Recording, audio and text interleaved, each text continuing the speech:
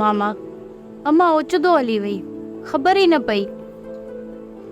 बसि मिड़ई इहो त अरमान अथमि ऐं ॿियो त अॼु जो चवणो हो त गूंगे जी शादी करायूं। हाणे जॾहिं उहो न आहे त इहो तुंहिंजो मुंहिंजो फर्ज़ु आहे त हिन जी शादी कराईंदासीं। मामा इहो फ़र्ज़ु बि असां तॾहिं पूरो कंदासीं जॾहिं हिन जी कुंवार अचे, उहो बि तव्हांजे पोयां शहर आई आहे। छा अदा हो तूं अदी वॾीअ जे मौत जे वक़्तु बि न हुयो?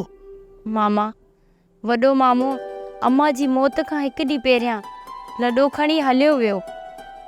माना त अदा होतूअ खे बि असां वांगुरु अदीअ जो मुंहुं नसीब न थियो।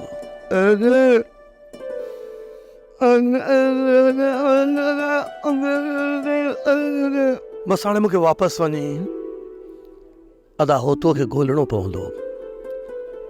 अदा होतूअ खे वापसि वठी अचां त पोइ हिन पंहिंजे गूंगे जी शादी कराईंदासीं। हा मामा, अम्मा जी इहा आख़िरी उमेद असांखे ई पूरी करणी पवंदी। छा वॾो मामू राज़ी थींदो? मड़ अदी वॾीअ खे अदा होतूअ ज़बान ॾिनी त पंहिंजी न्याणी जो संग गूंगे खे ॾींदुसि, पर जॾहिं इहा ख़बर पवंदसि अदी वॾी हिन दुनिया में न रही आहे त पेरनि हेठां ज़मीन निकिरी वेंदसि।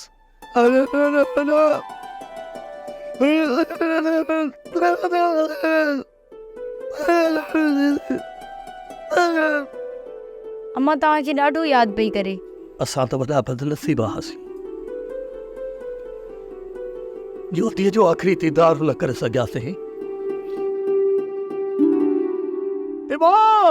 अॼु राति जका न गुज़री धा करे मानी खाधीसीं, सड़भी मानी ही न। कांडेरा इहा त असांजे छोकिरनि जी कमाई। इहा तव्हांजे छोकिरनि जी कमाई न आहे, सॼी लहे मोर जी आहे। मोर उते ऑफिसर बणिजी वियो आहे। छो मोर ऑफिसर बणिजी वियो आहे? छो भाड़े वो मोर तुंहिंजा भाग छोरा तूं बि शहर में वञी महिनत कंदे त ऑफिसर बणिजी वेंदे।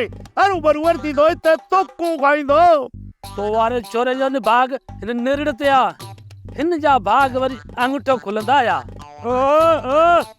छा में मां निभागो आहियां? मूं जहिड़ो सभागो हिते पूरे तर में न आहे, पर निभागो आहियां। उहा ॿी ॻाल्हि आहे, जेकर मानी गिरा जे करे पराए दर ते रहिया पिया आहियूं उहे मेणा ॾींदो त पोइ ख़ैर आहे। बाक़ी मिड़े तूं इहे मेणा न ॾे, असां वॾा मुड़ुस माण्हू अबो मां गैरत जा गाॾा आहिनि। कीअं बाबा? अरे टिबो इहा ॻाल्हि हुन लाहूतीअ खे सम्झा, जेॾी महिल केॾी महिल मानीअ तो मेणा ॾे। बाबा रोज़ी अलाह जे हथ में आहे। जे तूं ऐं लाहूती ते रहो था न, हिक ॿिए खे मानी जा मेणा न ॾियो। जेकर तव्हांजी इहा ॻाल्हि मुंहिंजी ॿुधी वरिती न त नाराज़ थी पवंदव।